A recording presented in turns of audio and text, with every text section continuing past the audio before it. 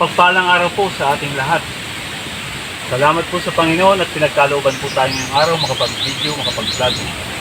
Ngayon pong araw ay ako po'y napag-utusan ng Banal na Espiritu na ipahayag ang kanyang misa. Magandang araw sa lahat ng anak ninilalang ng Panginoon at Diyos Ama na siya po. Ang bukas ay ang nakakaalam ay tanging Diyos lamang, walang iba.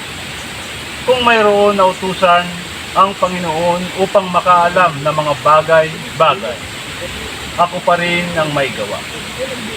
Dapat pa bang mag-alinlangan? Mga anak, kayo'y maging bukas ang mga isipan sa mga salita ng Diyos upang kayo'y pagpalain dito sa lupa. Ganon din sa kaharian sa langit. Kailangan lamang na panatilihin ang kababaang loob upang kayo'y mabanal.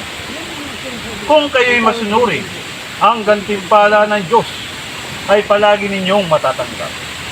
Suriin ninyo ang salita ng Diyos na lumalabas sa bibig ng tao at inyong mabuting naririnig ay ibahagi sa kapwa na nangangailangan ng pagkaing espiritual upang mabusog at lumakas ang inyong espiritu na kaloob ng Diyos sa inyo. Huwag mabalisa, bagkus kayo'y mga manalangin. Ako si Ama, ako si Ako nga. Ito po ang mensahe ng Diyos Ama sa ating pong. Purihin ka, Ama. Salamat po. Kasunod na po.